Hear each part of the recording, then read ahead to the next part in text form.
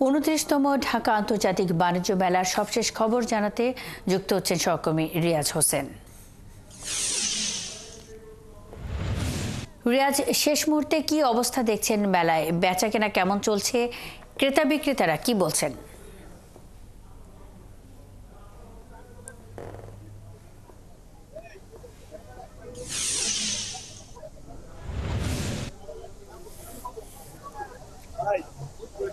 মন্ডি ঢাকা আন্তর্জাতিক বাণিজ্য মেলার আজকে শেষ দিন এবং আজকে সাপ্তাহিক ছুটি শুক্রবার।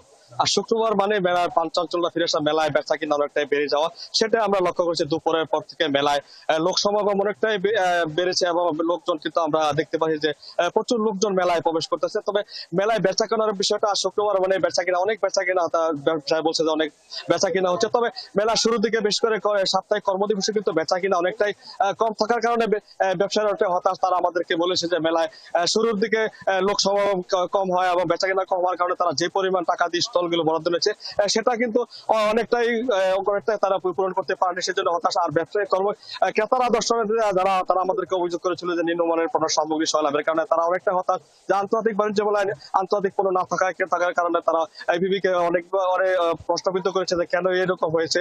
তারা আমাদেরকে জানিয়েছে, তো বিপিবি আমাদেরকে জানিয়েছে যে যোগাযোগ ব্যবস্থা ভালো না থাকা এবং বাসস্থানের অবস্থা খারাপ থাকায় কিন্তু এই বছর কিন্তু বিদেশিদের অংশগ্রহণ তেমন হয়নি।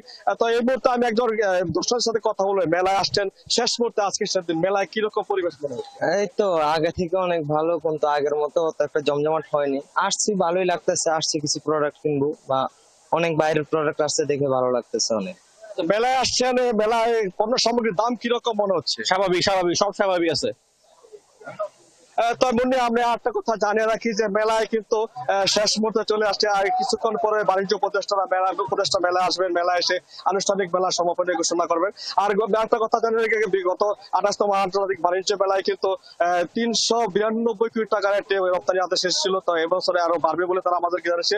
তো আমি কিন্তু সকাল থেকে বিভিন্ন ফার্নিচার এবং ইলেকট্রনিক সামগ্রীর দোকানে ঘুরে দেখেছি, তারা আমাদেরকে বলেছে যে তাদের আশানুরূপ কিন্তু বেচাকেনা না হলো, তাদের যে লক্ষ্যমাত্রা ছিল প্রচারণা, সেটা কিন্তু তারা সফল হয়েছে। তবে তারা নিজেরাও বলছে যে যোগাযোগের কারণে, ঢাকা থেকে দূরের কারণে আসলে লোক সমাগম একটা হয়নি।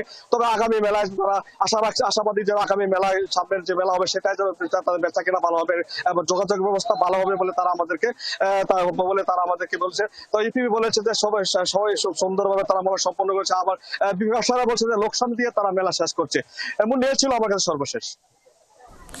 রিয়াজ হোসেন, অসংখ্য ধন্যবাদ যুক্ত হয়ে তথ্য জানাবার জন্য। দর্শক, 29তম ঢাকা আন্তর্জাতিক বাণিজ্য মেলার আজ শেষ দিন। মেলার সবশেষ খবরাখবরে রিয়াজ হোসেন যুক্ত ছিলেন।